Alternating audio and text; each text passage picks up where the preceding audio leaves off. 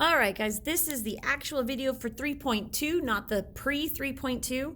So this is 3.2, solving multi-step equations with distributing.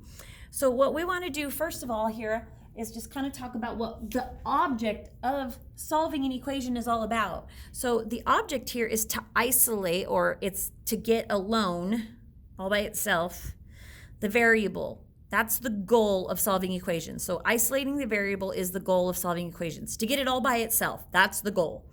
Okay? Because on the other side of the equal sign will be your answer. That will be what that variable equals. Okay, so here's an example. We've got -3 times -6x plus 3 plus 2x equals 31. Okay, this is going to be, it says multi-step. That's because there's more than one step to solving this equation. Now, sometimes you won't need all these steps. Like sometimes we don't have to distribute, but in this case we will because there's an example with that. Okay, so sometimes you won't need all these steps. I always want to see you working the steps out. I don't care about the T-charts, combining those like terms. I don't care about that step, but I want to see your steps so that I can show you guys where you go wrong if you do something wrong. All right, so let's get started. So the first thing, and I know some of you guys have learned this, and I know it's really helpful. The first thing we're going to do is draw railroad tracks.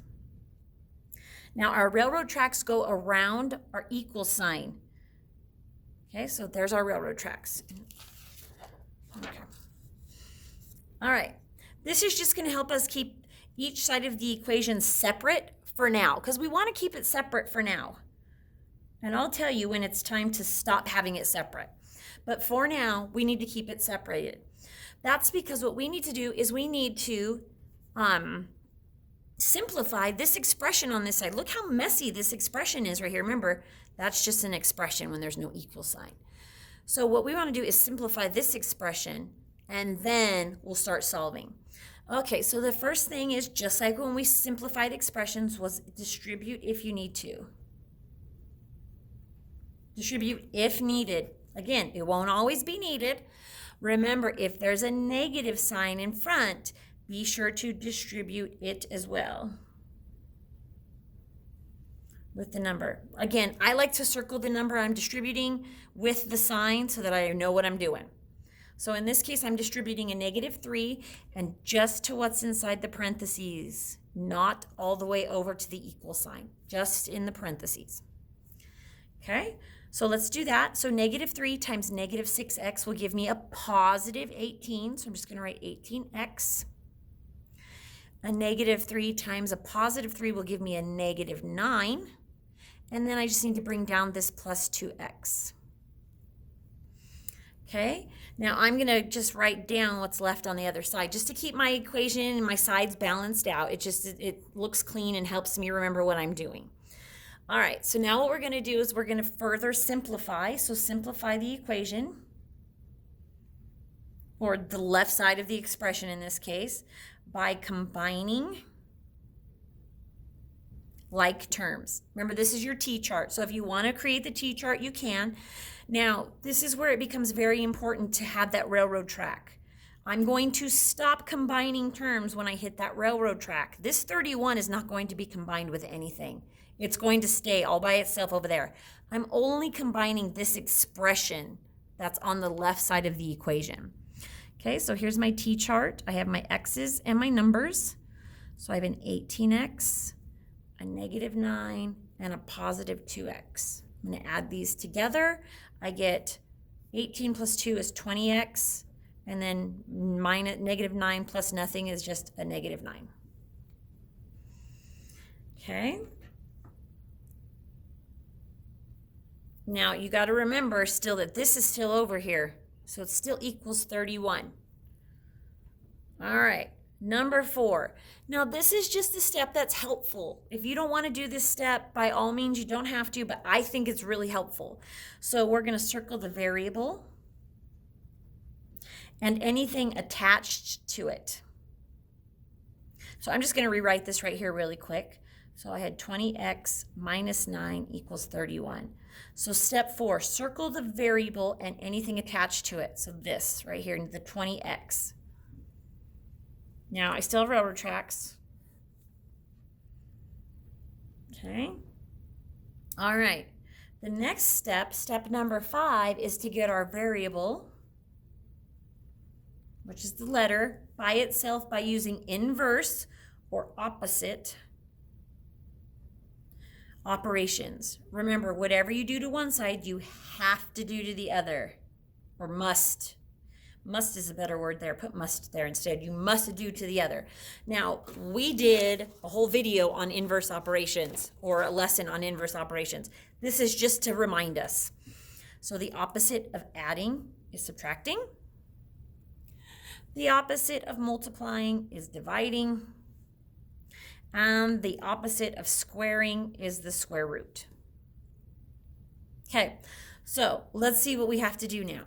So what I want to do is work on what's outside my circle before I work on what's inside it. So I want to get rid of this right here, and I need to do its inverse. So right now it's a subtraction, so its opposite is to add. So I'm going to add, and what I do to one side, I must do to the other. So I'm going to add to there too. Keep it nice and clean, you guys, so you don't get confused. Draw a line. This is an actual addition problem. Okay, so we're going to draw the line, and we're going to bring our answers down. 31 plus 9 is 40. Negative 9 plus 9 is a 0. That's why there's a z there now. And 20x plus nothing is 20x. Okay?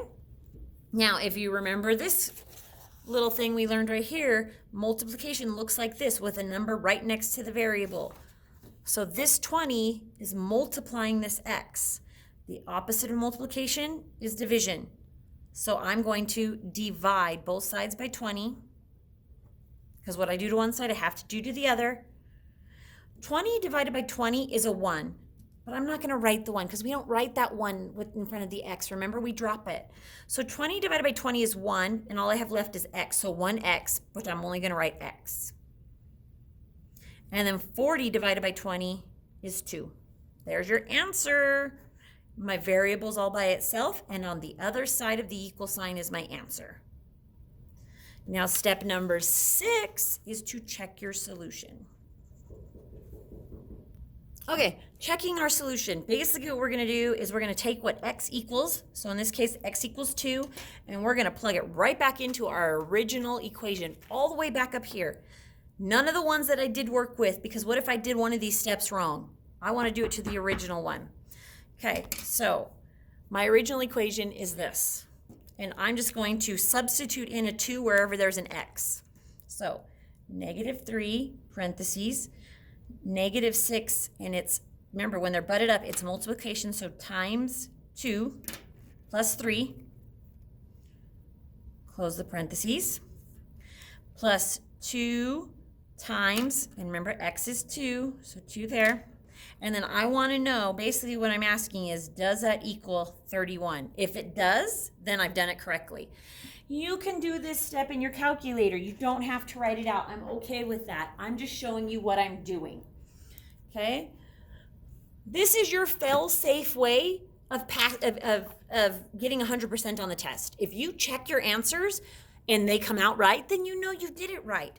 If you don't check your answers and you get it wrong, you have nobody to blame but yourself. Okay, let's do this. And negative 3, parentheses, negative 6 times 2 plus 3, close my parentheses, plus 2 times 2. And your calculator will do order of operations for you. All you have to do is hit enter. And if it equals what's on the other side, you've done good. Check. I'm good. All right. Moving on. You've got 4 problems to work on. Only 4. Okay, let's see. Is there anything I need to warn you guys about? Your calculators will do fractions, so I'm not worried about those. Nope, these all look pretty straightforward. Nothing hiding, no negative ones or hiding ones. These are good. You should be able to do those all on your own. All right, make sure I check those off. Thanks, guys.